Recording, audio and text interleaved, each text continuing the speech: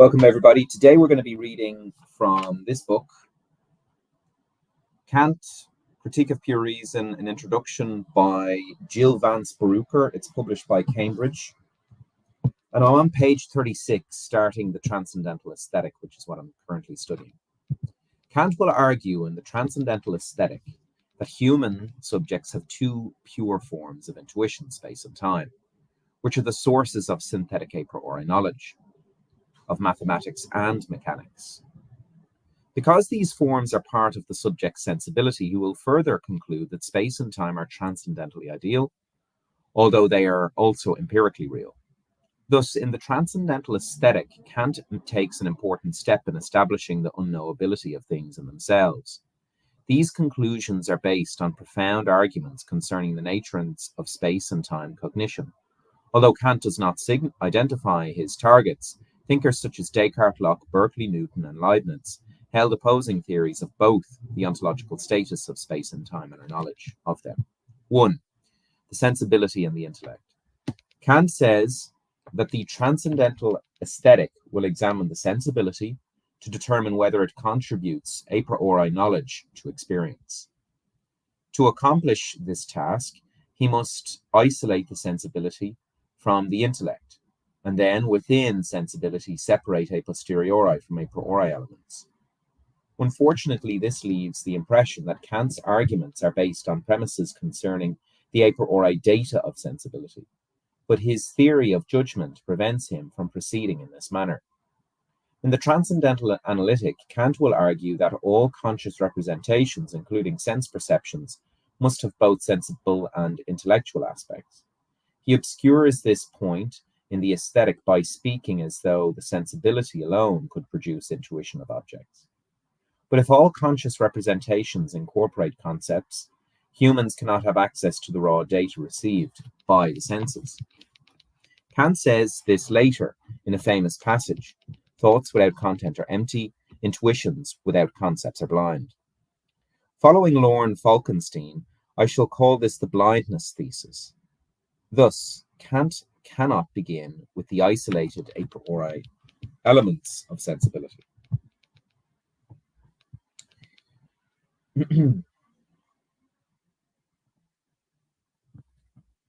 Instead, he must argue based on perceptions of spatio-temporal objects.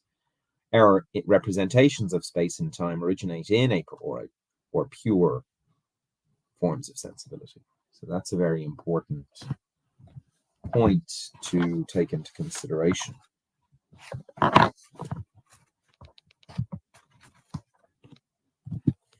He must argue that based on perceptions of spatial temporal objects, the representations of space and time originate in a priori pure forms of sensibility. And we're saying pure here. We're not saying empirical at all. It is Kant's conclusion rather than his premises that isolate the pure forms of intuition from other aspects of knowledge, because all perceptions have intellectual as well as a posteriori or a priori elements. Pure forms of intuition can be distinguished only by an act of abstraction. By making this argument, Kant defines the technical terms intuition, sensibility, sensation, appearance, and the distinctions between matter and form of intuition, and between inner sense and outer sense. As earlier mentioned, the meanings of these terms may vary with the context of the discussion. Although most of these terms have problematic aspects, we shall settle on definitions that are consistent with the arguments in the aesthetic. The critical theory begins with a fundamental distinction between lower order capacities to receive impressions through the senses and higher order capacities of the intellect and imagination to process this data. Broadly, this is the distinction between the sensibility on the one hand and the intellect. The sensibility is a passive receptivity rather than an active faculty. Through the senses, we are given data or affected by objects. By contrast, intellectual activities are spontaneous. Kant actually begins with the term intuition, which designates both the kind of representation and the process by which subjects acquire them. As a representation, an intuition is a cognition through which the subject is immediately related to an object. Since immediate means direct, this definition an intuition as a representation in which an existing state of affairs is given to the subject. As a cognitive process, intuition takes place insofar as the subject senses objects present to it, although it is a brute fact that the human intuition is sensible. The relation between intuition and sensibility is contingent.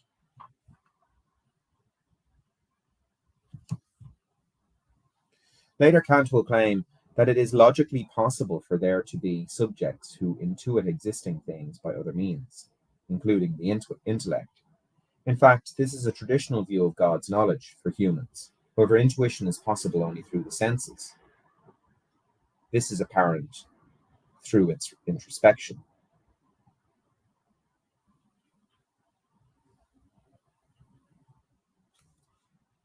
So I'm just going to read that again.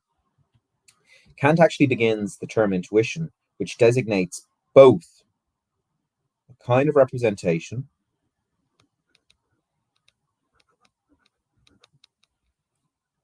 and the process by which subjects acquire them. As a representation, an intuition is a cognition through which the subject is immediately related to an object. Since immediate means direct, this defines an intuition as a representation in which an existing state of affairs is given to the subject. As a cognitive process, intuition takes place insofar as the subject senses objects present to it. Although it is a brute fact that human intuition is sensible, the relationship between intuition and sensibility is contingent.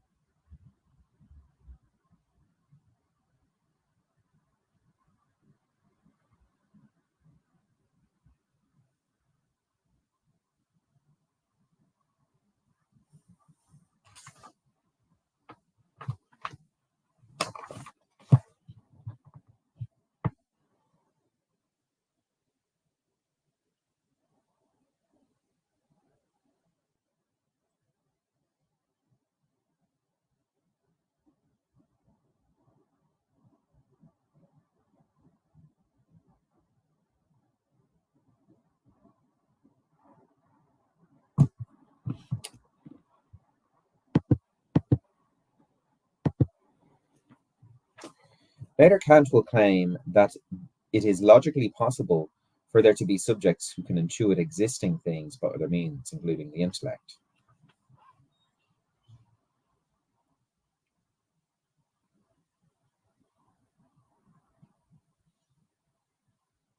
So, the important sentence here on page 33 is, according to Brucker, and the question that I'm trying to wrestle with is intuition. I'm arguing against Lucas Thorpe in the Kant dictionary, where Lucas Thorpe basically says, and I quote, let me see if I can get this here. So just give me one moment. Maybe.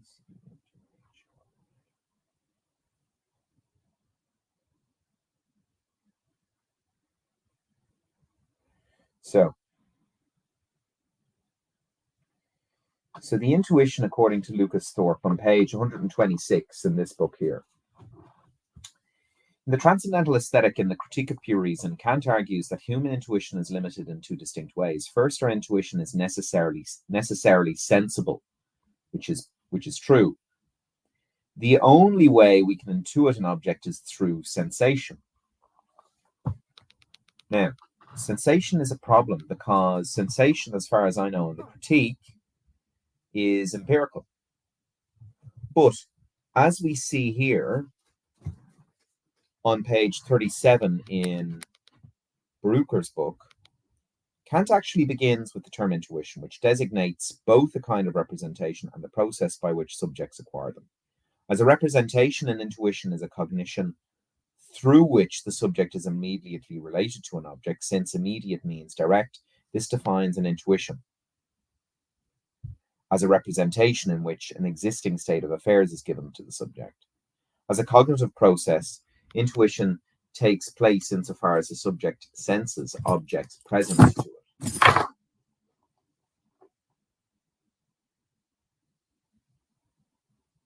Although it is a brute fact that human intuition is sensible, the relation between intuition and sensibility is contingent.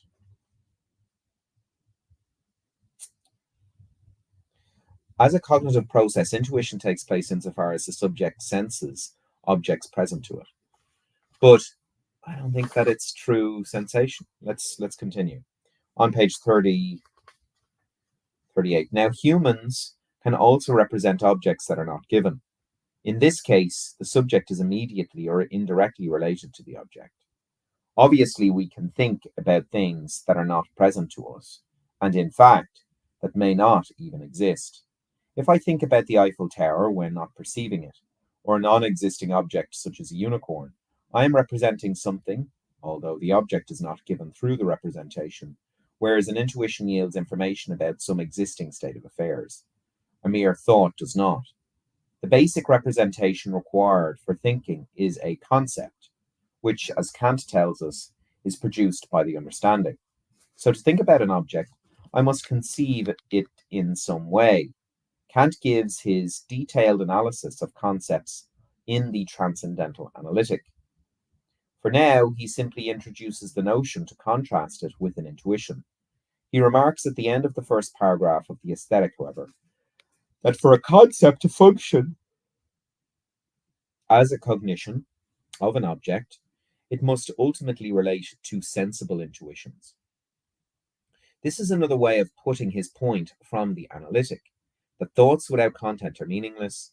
As we shall see, sensible intuition namely supplies the original content of all cognitive thought.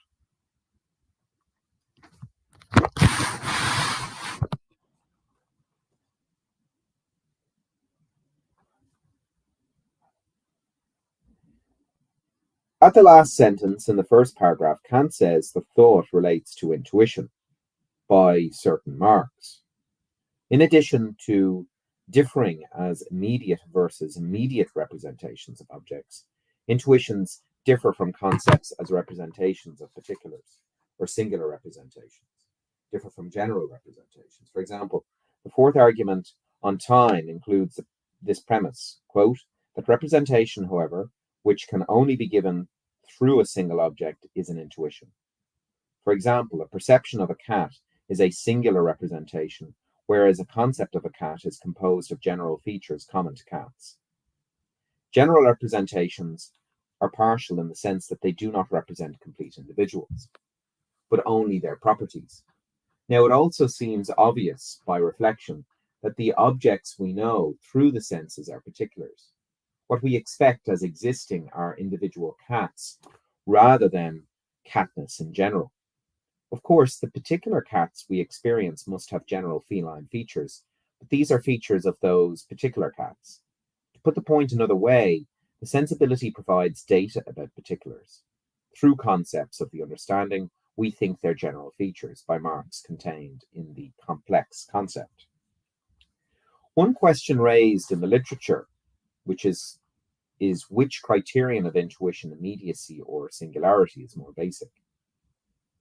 For several reasons, I take immediacy as essential and singularity as contingent in the critique. First, where Kant's primary concern is epistemology, he uses the immediacy criterion in his official definition of the term. Moreover, as I pointed out above, it is just a fact about human experience that the existing things we directly experience are particulars and not universals. Now, there is no logical impossibility in the idea that a subject might intuit the existence of universals. Plato, for example, thought that the soul directly apprehends the forms. Universals such as justice, beauty, and triangularity. Descartes and Leibniz held variants of the view that humans are capable of intellectual intuition, but Kant denies that humans have intellectual intuition on factual, not logical grounds. For these reasons, I take immediacy to be essential in intuition, and singularity, despite its importance, to be contingent. Kant introduces three closely related terms: Sensation, empirical intuition, and appearance. Let us first examine his definitions, and then consider some questions about them.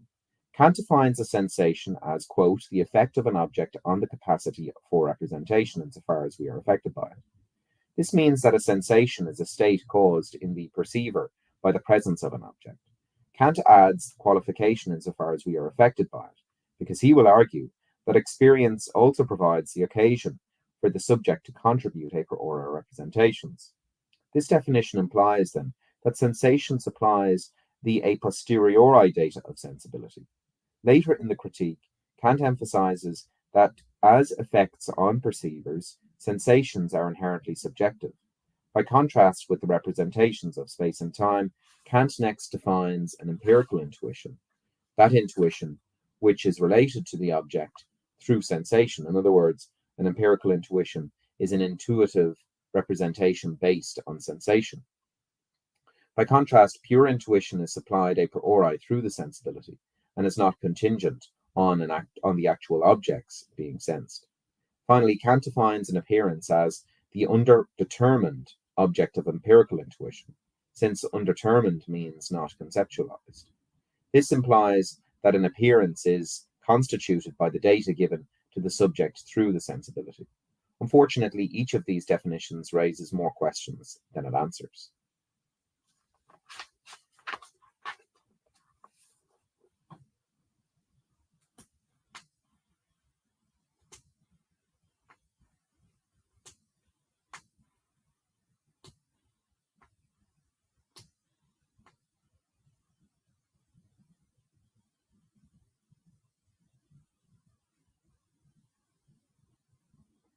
So the important thing here,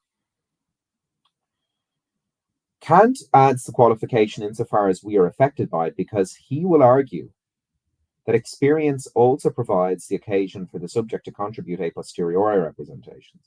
This definition implies then that sensation supplies the a posteriori data of sensibility.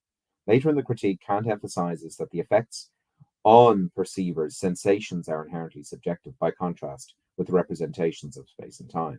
Kant next defines an empirical intuition as that intuition which is related to the object through sensation. In other words, an empirical intuition is an intuitive representation based on sensation. By contrast, pure intuition is supplied a priori through the sensibility and is not contingent on the actual objects being sensed. So that's a very important point, and I think that will help me in my argument against Thorpe. Finally, Kant defines an appearance as the undetermined object of empirical intuition, since undetermined means not conceptualized. This implies that an appearance is constituted by the data given to the subject through the sensibility. Unfortunately, each of these definitions raises more questions than it answers.